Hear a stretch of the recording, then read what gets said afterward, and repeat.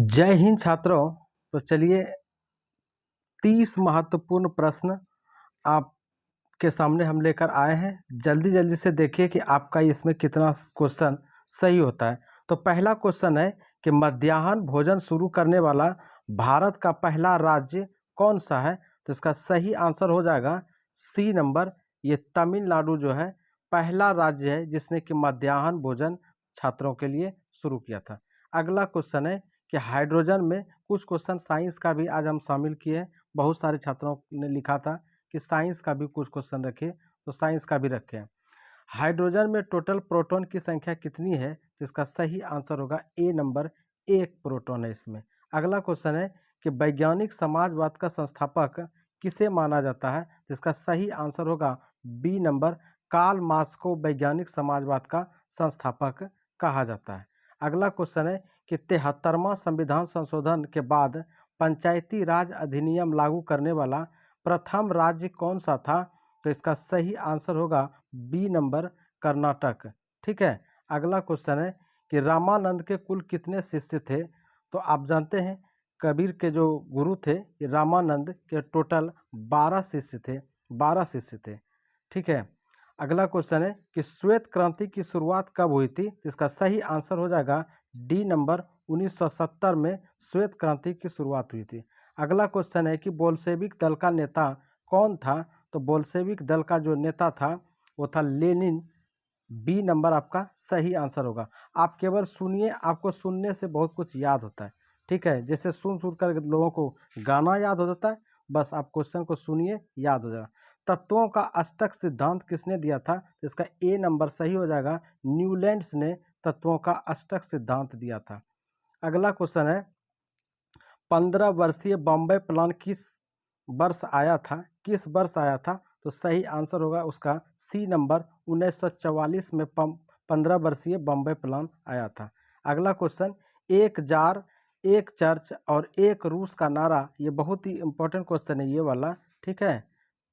और इसका जो नारा था क्या था, एक जार, एक चर्च और एक रूस का जो नारा था ये किसने दिया था। तो सही आंसर होगा बी नंबर, जार निकोलस द्वितीय ने ये नारा दिया था। अगला क्वेश्चन है कि किस रुधिर वर्ग में कोई एंटीजन नहीं पाया जाता है। तो इसका सही आंसर होगा बी नंबर, जिसमें एंटीजन नहीं पाया जाएगा उसमें एंटीबॉडी पाया जाएगा, और जिसमें एंटीबॉडी पाया जाएगा उसमें एंटीजन नहीं पाया जाएगा। अगला क्वेश्चन है कि मनुष्य के श्वासोच्छ्वास, ये गलती से लिखा गया, मतलब सांस लेना। ठीक है। श्वासोच्छ्वास में कितनी प्रतिशत ऑक्सीजन की मात्रा होती है। इसका सही आंसर होगा 17%। ठीक है, ये सही आंसर इसका क्या, 17%।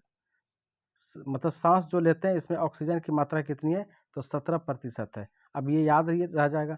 अगला क्वेश्चन है कि मानव शरीर में यूरिया का निर्माण कहाँ होता है। तो मानव शरीर में यूरिया का जो निर्माण होता है वो यकृत में होता है। डी नंबर इसका सही आंसर होगा। अगला क्वेश्चन है कि हेनले का लूप किससे संबंधित है। तो हेनले का लूप जो है, ए नंबर इसका सही आंसर होगा, उत्सर्जन से संबंधित है। अगला क्वेश्चन है कि प्रथम परख नली शिशु का जो नाम था वो क्या था। उसका सही आंसर होगा सी नंबर, लुइस। लुइस, अगली बार जब कभी ये क्वेश्चन आएगा तो प्रथम परख नली शिशु का नाम क्या था, तो लुइस था। अगला क्वेश्चन, आधा सफर हम तय कर लिए हैं। अगला क्वेश्चन, इनमें से कौन सा अंतःस्रावी ग्रंथि नहीं है। ठीक है, तो अंतःस्रावी ग्रंथि एड्रिनल है, एड्रिनल है और अग्नाशय है। हालांकि ऑप्शन 2 ठो एक हो गया है। तो यकृत जो है, यकृत आपका अंतःस्रावी ग्रंथि नहीं है, तो यकृत आंसर होगा। अगला क्वेश्चन, 14 बैंकों का राष्ट्रीयकरण किस पंचवर्षीय योजना के समय हुई थी। तो ये जो 14 बैंकों का राष्ट्रीयकरण हुआ था, ठीक है, तो चौथी पंचवर्षीय योजना के समय में हुआ था। आंसर डी नंबर इसका सही होगा। अगला क्वेश्चन है कि सैयद वंश के संस्थापक कौन थे। तो सैयद वंश के जो संस्थापक थे वो खिज्र खान थे, सैयद वंश के संस्थापक। इसमें से किस शासक को कलंदर कहा जाता है। तो इसका सही आंसर होगा बाबर को कलंदर भी कहा जाता है।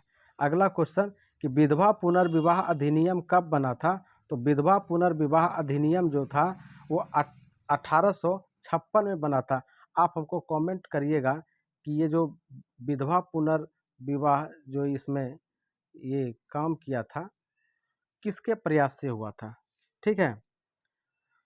विधवा पुनर्विवाह अधिनियम जो बना, ये किसके प्रयास से बना था।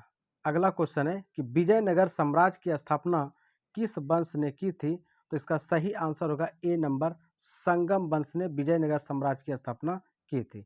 अगला क्वेश्चन कि कबीर के गुरु रामानंद का जन्म कहाँ हुआ था, तो इसका सही आंसर होगा सी नंबर, प्रयागराज में इसका जन्म हुआ था, कबीर के गुरु रामानंद का।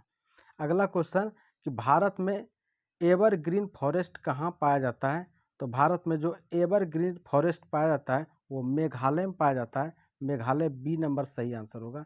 हिमालय के किस भाग में करेवा पाए जाते हैं, तो हिमालय का जो ये कश्मीर हिमालय है, कश्मीर हिमालय में देखिए कौ से करेवा, कौ से कश्मीर, ऐसे याद रख लिए, ठीक है। कौ से देखिए कश्मीर हो गया, तो ये करेवा कहाँ पाया जाएगा, कश्मीर हिमालय में पाया जाएगा। अगला क्वेश्चन है कि दक्कन का पठार होना चाहिए, दक्कन का जो पठार है, ठीक है, ये पठार कर लीजिएगा। दक्कन का जो पठार है किस नदी के दक्षिण में है, तो इसका सही आंसर होगा ये नर्मदा नदी के दक्षिण में। कौन सा आंसर होगा, नर्मदा नदी के दक्षिण में है कौन सा, दक्कन का पठार। अगला क्वेश्चन, भारतीय मानक देशांतर कितने राज्यों से होकर गुजरती है, ये बहुत ही इंपॉर्टेंट क्वेश्चन है ये वाला, कि भारतीय मानक देशांतर कितने राज्यों से होकर गुजरती है, तो इसका सही आंसर होगा कि 5 राज्यों से होकर गुजरती है। आप हमको कमेंट करिएगा कि कर्क रेखा कितने राज्यों से गुजरती है, कर्क रेखा जो है ये कितने राज्यों से गुजरती है, ठीक है।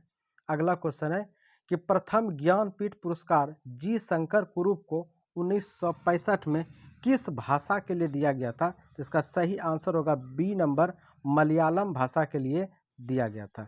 अगला क्वेश्चन है कि नौजवान सभा के संस्थापक कौन थे, तो नौजवान सभा के संस्थापक भगत सिंह थे, ठीक है। ये भगत सिंह, राजगुरु और सुखदेव तीनों को एक साथ फांसी दिया गया था। आप कमेंट बॉक्स में बताइए कि तीनों को, कमेंट करिएगा इसमें कि तीनों को जो है ये कब फांसी दिया गया था, ठीक है।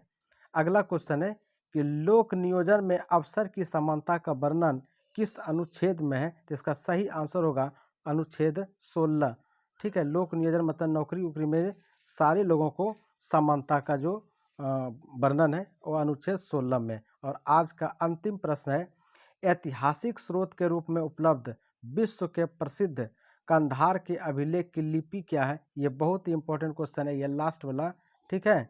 तो इसका जो लिपि है वो यूनानी और अरमाइक है, यूनानी और अरमाइक। तो वीडियो कैसा लगा और क्वेश्चन कैसा था, आप लोग सभी लिखिएगा ज़रूर। वीडियो देखने के लिए धन्यवाद।